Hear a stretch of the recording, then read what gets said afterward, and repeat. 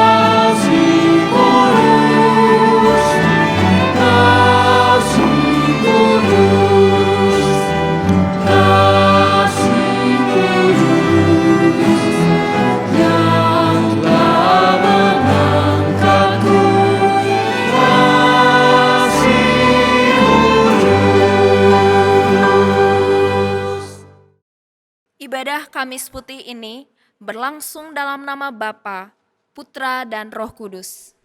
Amin. Tuhan beserta kita. Sekarang dan selamanya. Bapak, Ibu, dan saudara-saudari, malam ini kita mengenang malam terakhir sebelum Kristus disalibkan. Malam itu, Kristus mengadakan perjamuan Paskah Yahudi dengan murid-muridnya.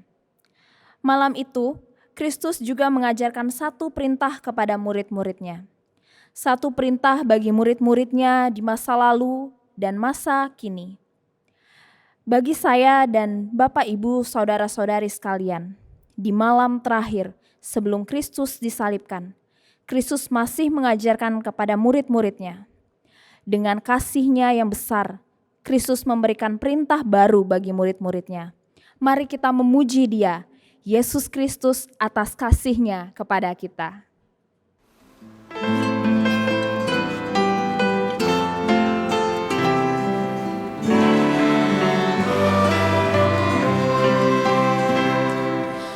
Kasih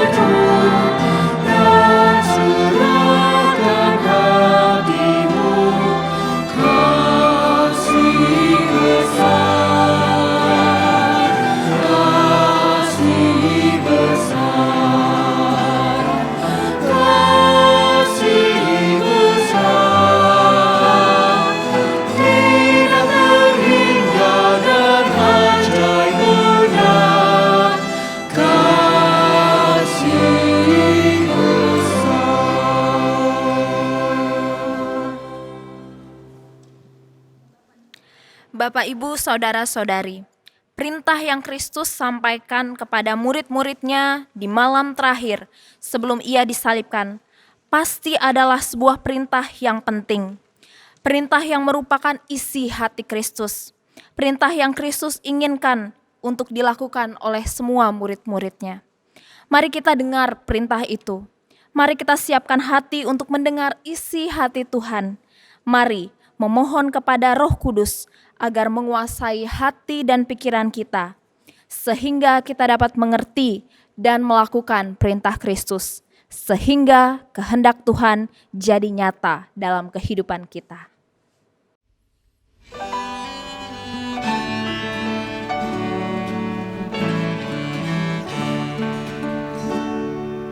Jadilah Tuhan kehendakmu,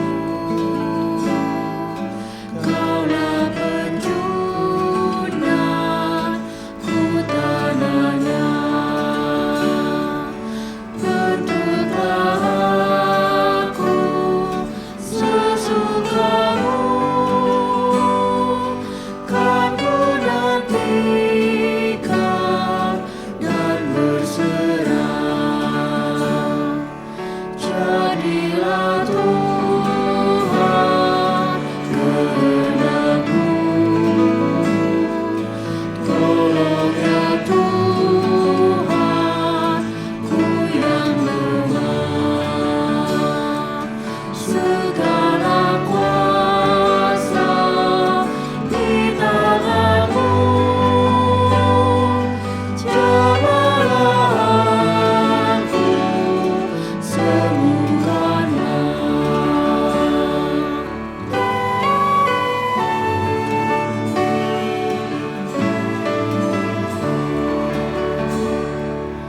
Jadilah Tuhan kehendakmu, seluruh hidupku kuasailah, berilah Roh-Mu kepadaku, kehendak Kristus ku nyatakan.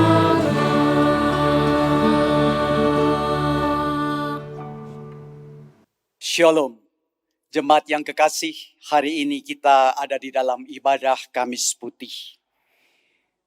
Di dalam tema perintah baru, marilah kita bersama-sama berdoa.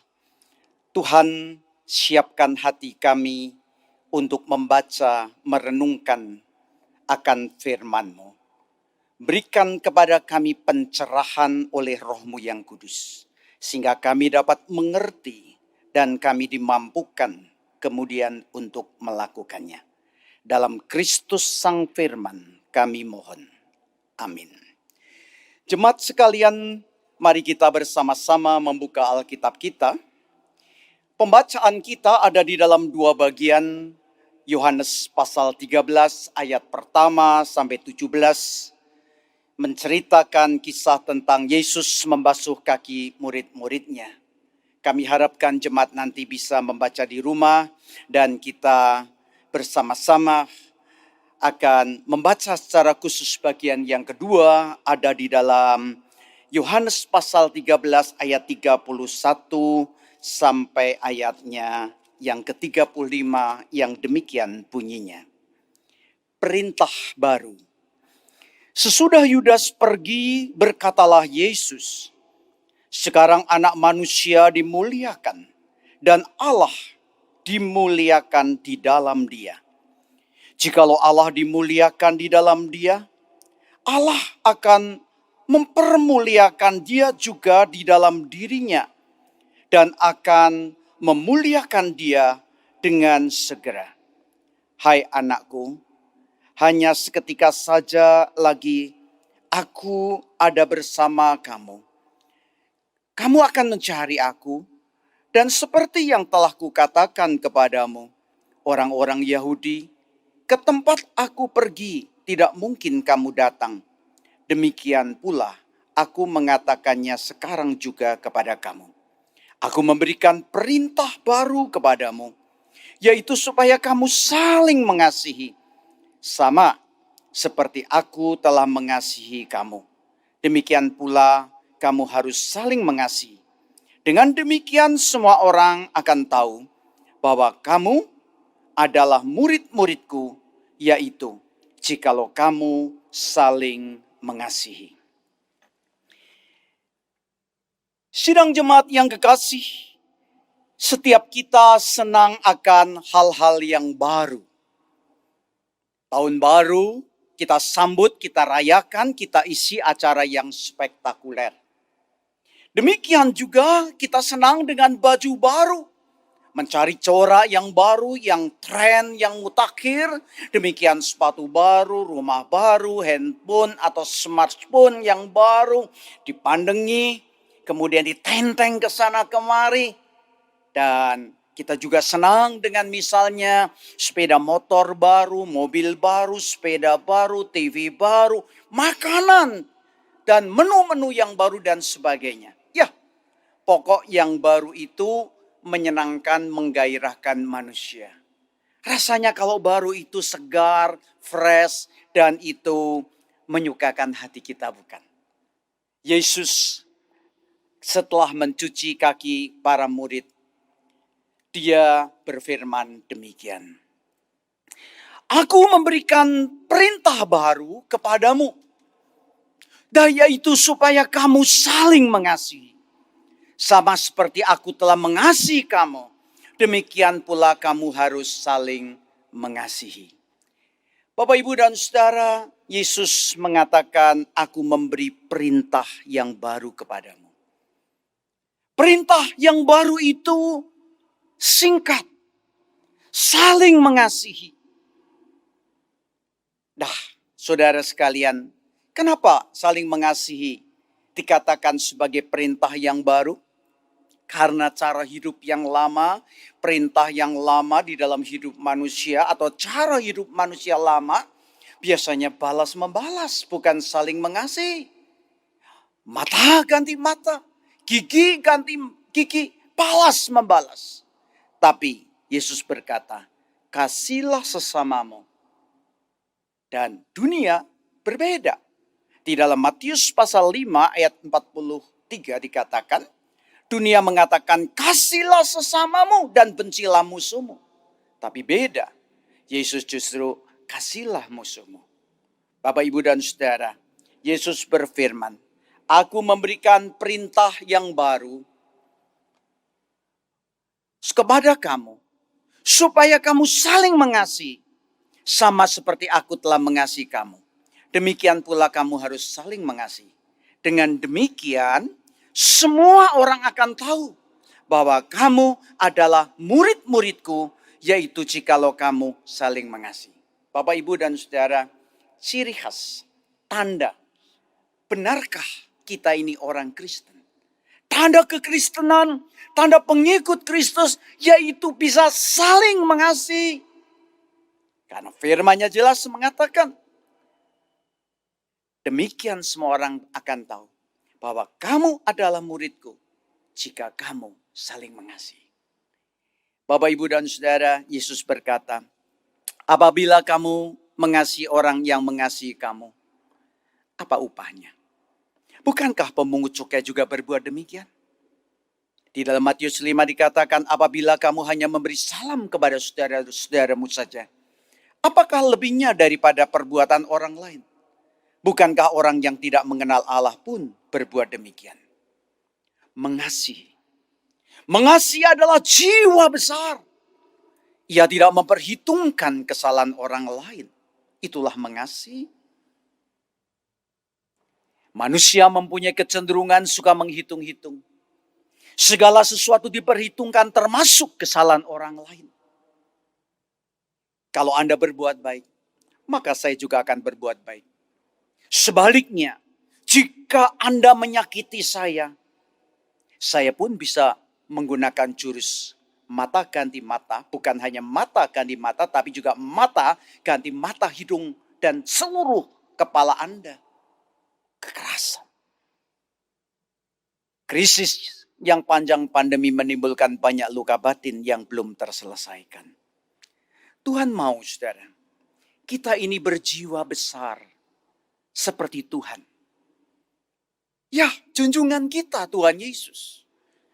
Jangan isi hati kita diisi dengan ego dan kenyamanan pribadi yang tidak ada habisnya. Tapi kosongkan ego. Mintalah Tuhan memenuhi hati kita dengan kasih-Nya. Membuat kita mudah melepaskan kasih dan pengampunan. Mudah melupakan kesalahan orang lain yang selalu mengembangkan dan bisa selalu mengembangkan sisi-sisi positif. Mengecilkan sisi-sisi negatif dari orang lain. Sering kita jengkel, marah, merasa tidak nyaman dan bergumul. Kenapa sih? Selalu ada orang-orang yang tidak menyenangkan hati kita di sekitar kita. Bahkan sejak kita kanak-kanak, sejak kita kecil, sekarang, bahkan dalam kehidupan ini, rasanya diliputi terus ada orang-orang yang menjengkelkan. Saudara, ketahuilah. Dengan menempatkan beberapa orang yang tidak menyenangkan kita, membuat jengkel, sebenarnya Tuhan sedang mengajar kita agar saudara dan saya bisa mengasihi. Dengan adanya orang-orang yang seperti itu, membuat kita diuji. Apakah kita patuh untuk melakukan kasih seperti Tuhan Yesus? Jemaat yang kekasih, mengasihi dan mengampuni adalah kekuatan yang mengubah kehidupan. Mengasihi dan mengampuni adalah kekuatan yang mengubah kehidupan.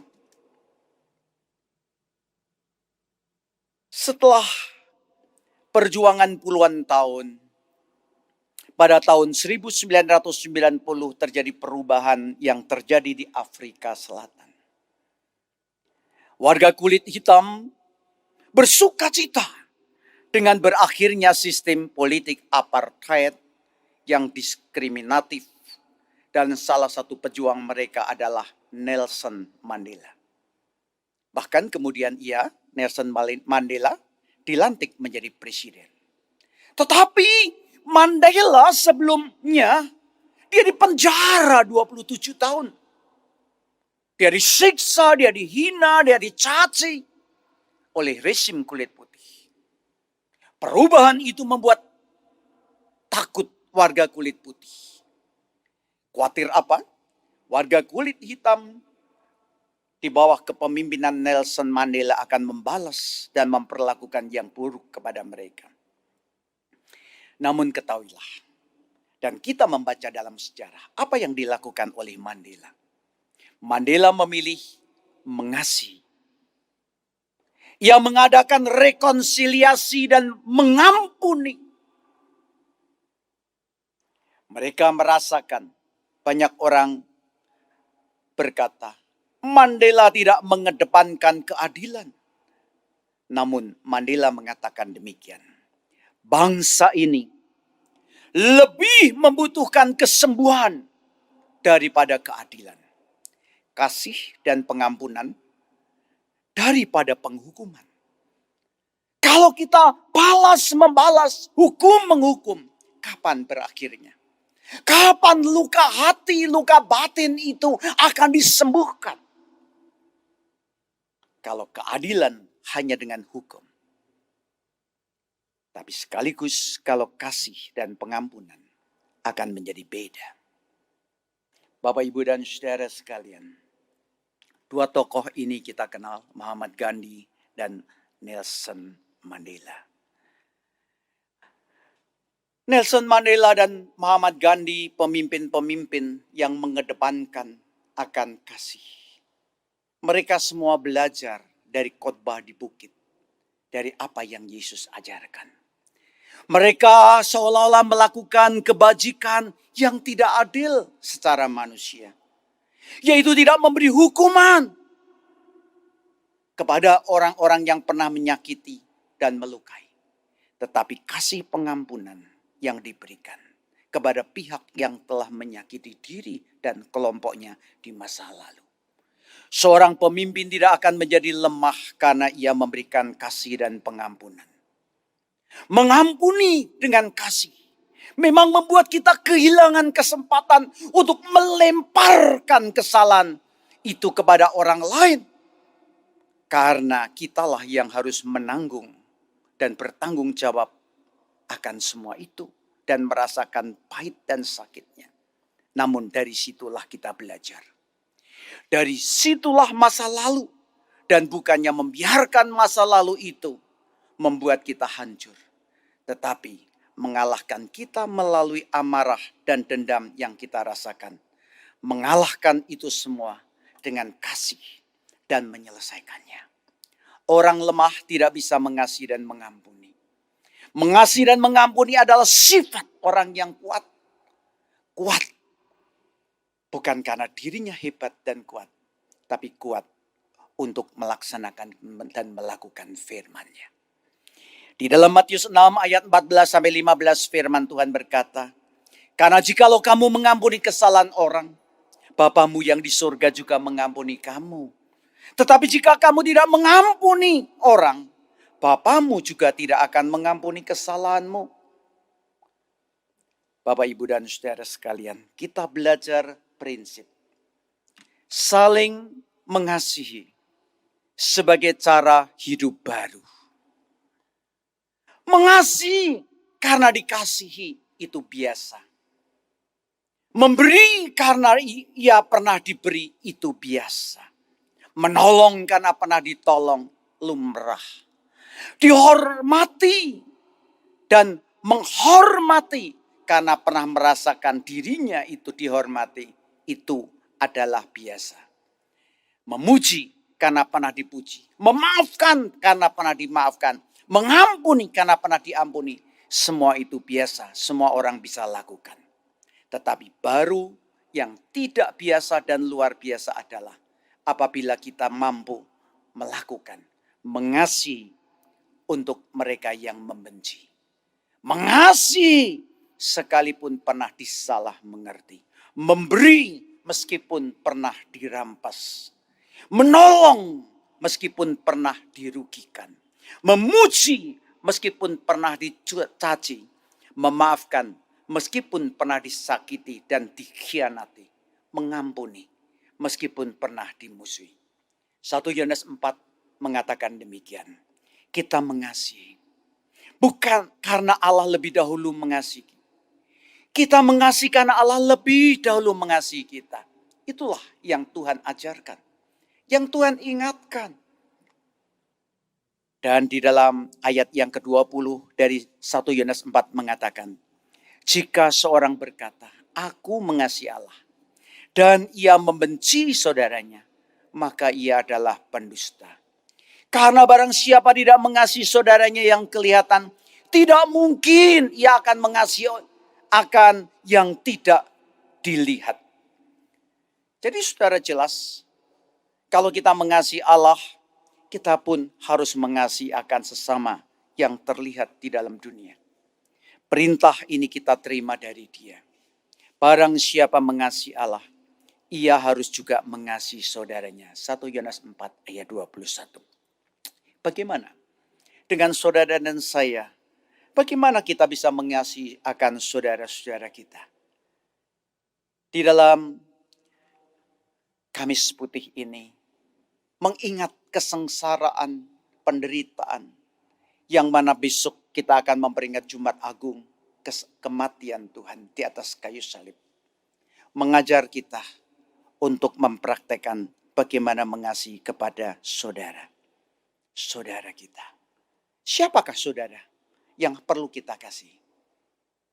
Yang kelihatan, yang terdekat. Mari kita introspeksi. Apakah kita sudah mengasihi kalau Tuhan masih tempatkan orang tua kita? Bagaimana kasih kita terhadap orang tua? Seringkali saya sedih hati. Melihat ada anak atau menantu benci kepada orang tuanya atau kepada mertuanya. Gak ada komunikasi. Mari kita ingat. Ketika kita mengatakan benci, tidak senang karena orang tua begini begitu.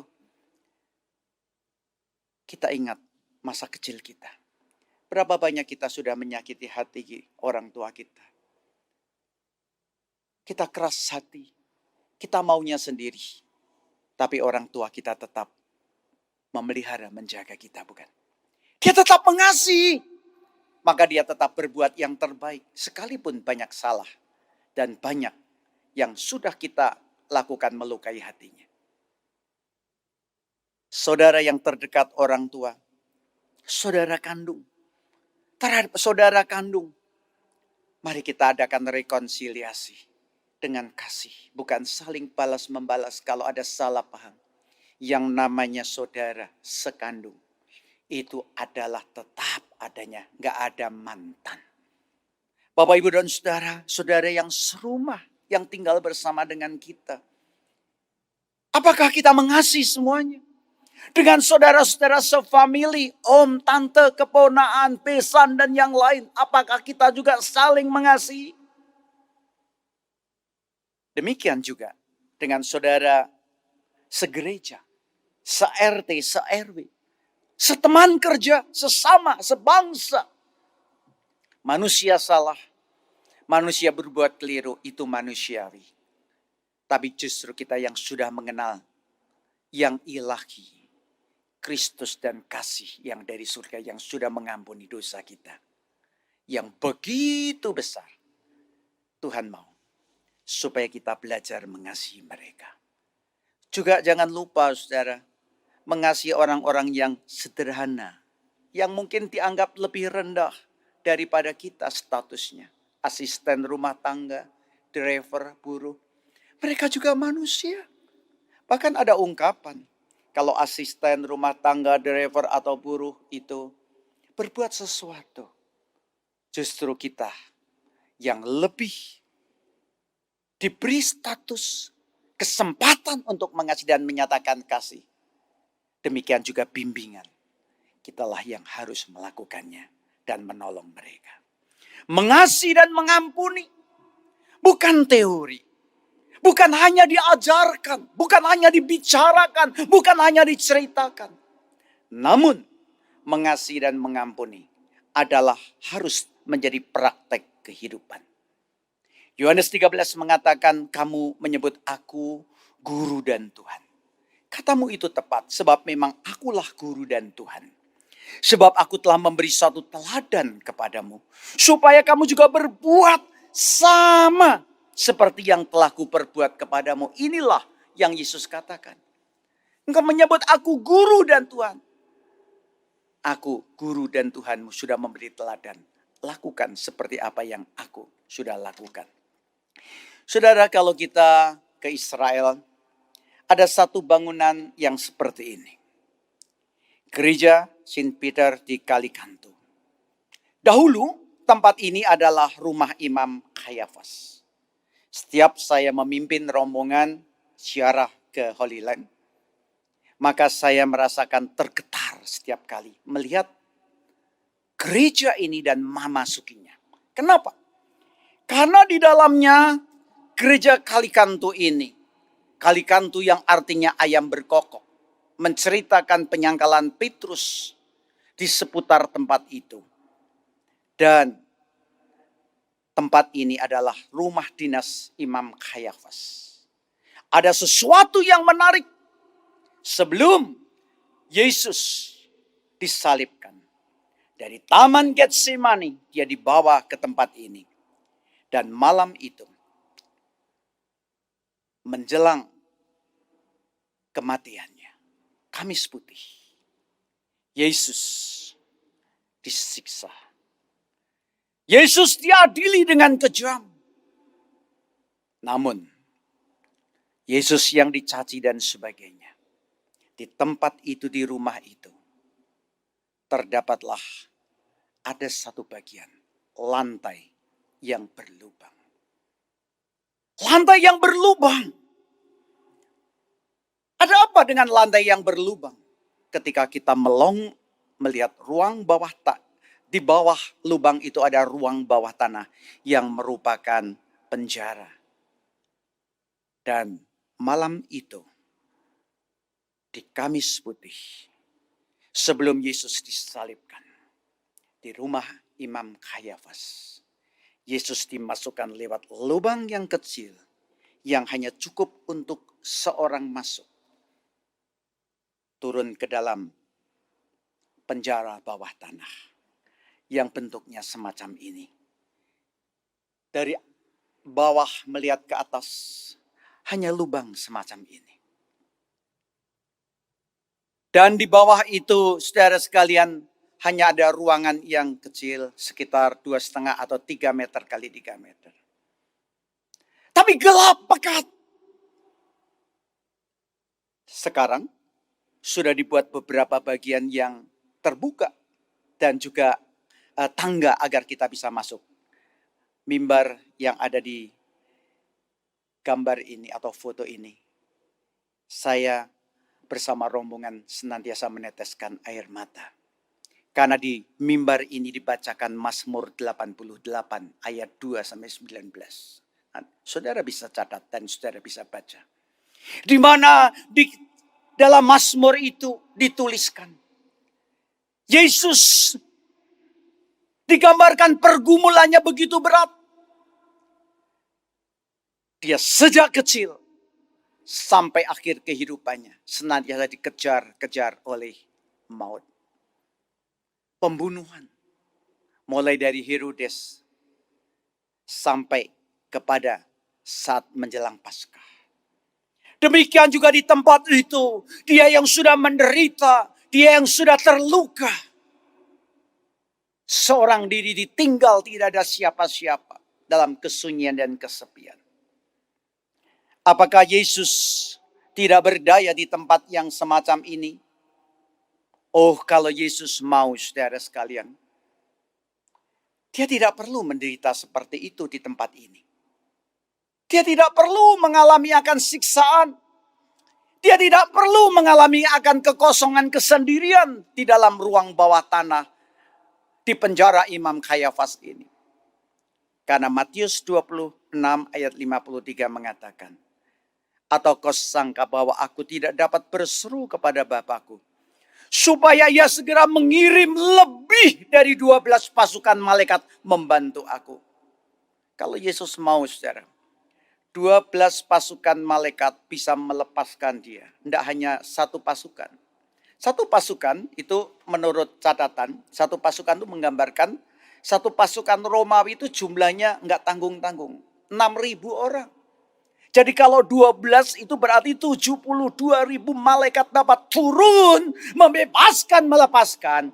Dan saya yakin ketika para malaikat melihat Yesus ditangkap, Yesus dipukul, Yesus diludahi, Yesus dihina, Yesus dicambuk. Para malaikat pun akan turun. Siap untuk membantu dan menolong, membinasakan semua manusia dan menolong Yesus. Tapi dia menunggu komando Yesus. Yesus tidak melakukan itu. Apa kau sangka bahwa aku tidak dapat berseru? Yesus berkata di dalam Yohanes 12 ayat 27. Sekarang jiwaku terharu dan apakah yang dapat kukatakan? Bapa, selamatkanlah aku dari saat ini. Tidak. Jawabnya tidak, sebab untuk itulah aku datang ke dalam saat ini. Yesus karena kasih kepada kita. Kalau dia tidak mengasihi, dia tak perlu menderita. Tidak perlu datang ke dalam dunia. Tapi justru semua itu dia lakukan karena mengasihi kita. Dan mau supaya kita dapat selamat. Dia menggantikan kita supaya kita bebas dari hukuman dosa. Maka dia berfirman, kasihlah musuhmu dan berdoalah untuk mereka yang menganiaya kamu.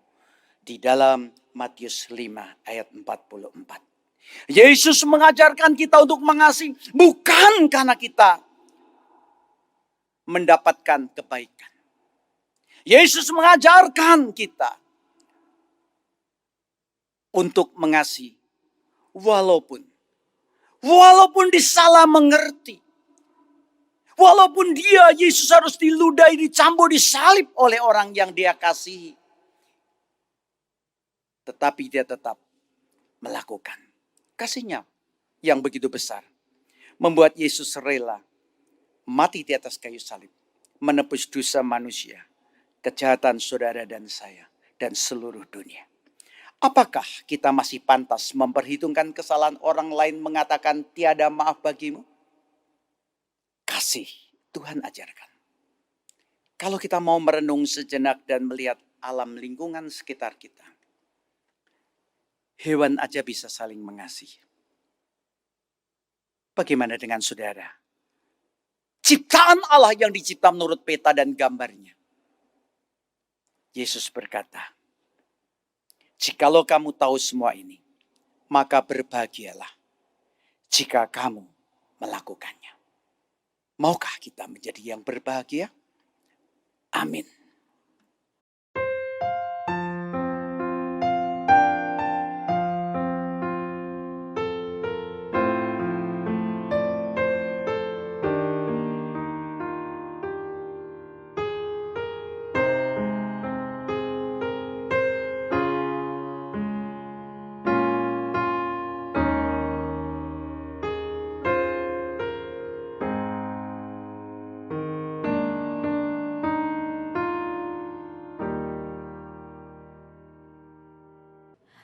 Bapak, Ibu, Saudara-saudari sekalian, pada malam hari ini kita juga akan berdoa untuk beberapa hal. Yang pertama, kita berdoa untuk rangkaian ibadah masa raya Paskah, ibadah Jumat Agung dengan perjamuan kudus, ibadah Minggu Paskah. Yang kedua, kita berdoa untuk rencana ibadah onsite atau tatap muka yang akan dilaksanakan pada bulan Mei 2021. Yang ketiga, kita juga berdoa untuk program vaksinasi. Dan yang terakhir, kita akan berdoa bagi anggota jemaat yang sakit dan yang terpapar virus COVID serta para lansia. Mari kita satukan hati, kita berdoa. Bapa Maha Kasih di dalam Kristus, kami mengucap syukur Tuhan, karena Engkau begitu baik di dalam kehidupan kami. Sampai dengan hari ini kami melihat bagaimana campur tangan Tuhan itu tidak pernah berhenti bekerja dan berkarya di tengah-tengah kehidupan kami. Bapa, pada malam hari ini kami berdoa untuk rangkaian ibadah masa raya Paskah, ibadah Jumat Agung, dan juga akan dilaksanakan dengan perjamuan kudus, serta ibadah Minggu Paskah. Tuhan tolong supaya masa-masa menuju Paskah ini membuat kami banyak berefleksi dan membuat kami memiliki perenungan-perenungan pribadi bersama dengan Tuhan. Kami mengingat kembali bagaimana Tuhan yang begitu baik di dalam kehidupan kami, menolong, memimpin kehidupan kami. Dan biarlah melalui momen-momen seperti ini membuat kami juga semakin mengalami perjumpaan pribadi bersama dengan Tuhan. Kami lebih mengenal Kristus, bahkan apapun yang terjadi membuat iman kami semakin dewasa di dalam Tuhan. Bapa yang baik, kami juga berdoa untuk rencana ibadah onsite yang akan dilaksanakan pada bulan Mei 2021. Bapak, kami berdoa setiap orang, tim yang akan merancangkan apa yang akan terjadi nanti. Kami juga berdoa untuk setiap orang yang mengambil bagian di dalamnya. Kiranya Tuhan yang menolong memberikan kami hikmat, supaya dengan hikmat Tuhan kami tahu, kami dapat menjalankan apa yang menjadi kehendak Tuhan melalui hal-hal seperti ini. Dan kami juga berdoa Tuhan untuk program vaksinasi yang terus berjalan. Kiranya Tuhan yang menolong setiap orang yang mengambil bagian di dalamnya. Tuhan tolong biarlah mereka boleh diberikan hati, boleh memberikan yang terbaik, melakukan yang terbaik untuk masyarakat. Dan biarlah program vaksinasi ini juga dapat berjalan dengan lancar. Kami berdoa kiranya orang-orang yang berniat jahat menyebarkan hal-hal yang tidak benar, Tuhan tolong, Tuhan kiranya kami juga anak-anak Tuhan tidak mudah termakan berita yang tidak benar. Bapak yang baik, kami juga berdoa untuk jemaat Tuhan yang pada saat ini sedang sakit maupun mereka yang terpapar COVID serta para lansia. Kami berdoa Tuhan supaya kiranya Tuhan menganugerahkan kepada kami sukacita serta damai sejahtera di dalam hati dan pengharapan yang tidak pernah usai. Sekalipun mungkin pada saat ini masih banyak pergumulan yang kami alami, dan kiranya Tuhan juga menolong melalui setiap obat-obatan, para tim medis, bahkan setiap orang yang menjaga, kiranya mereka juga boleh diberikan sukacita. Demikianlah doa ini kami sampaikan di dalam nama Tuhan Yesus yang sudah mengajar kami berdoa. Bapa kami yang di surga, dikuduskanlah namamu, datanglah kerajaanmu, jadilah kehendakmu di bumi seperti di surga. Berikanlah kami pada hari ini makanan kami yang secukupnya, Dan ampunilah kesalahan kami, seperti kami juga mengampuni orang yang bersalah kepada kami. Dan janganlah membawa kami ke dalam pencobaan, tetapi lepaskanlah kami daripada yang jahat, karena Engkaulah yang punya kerajaan dan kuasa dan kemuliaan sampai selama-lamanya. Amin. Marilah menjadi penurut-penurut firman-Nya. Marilah saling mengasihi, marilah saling melayani.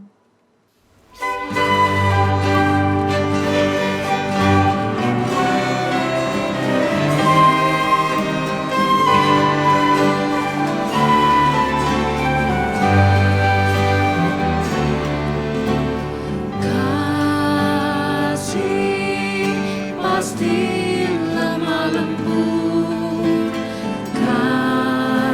kasih pasti memaafkan, kasih pasti murah hati, kasih-Mu, kasih-Mu Tuhan. Ajarilah kami saling mengasihi, ajarilah kami saling mengampuni, ajarilah kami kasih-Mu ya Tuhan, kasih-Mu kudus tiada batasnya. Ajarilah kami saling mengasihi, ajarilah kami saling mengampuni, ajarilah kami kasih-Mu ya Tuhan, kasih-Mu kudus tiada batasnya.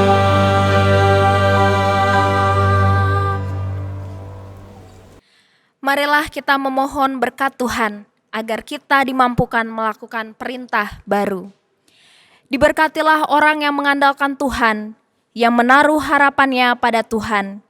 Ia akan seperti pohon yang ditanam di tepi air, yang merambatkan akar-akarnya ke tepi batang air, dan yang tidak mengalami datangnya panas terik, yang daunnya tetap hijau, yang tidak khawatir dalam tahun kering, dan yang tidak diberhenti menghasilkan buah. Hosiana.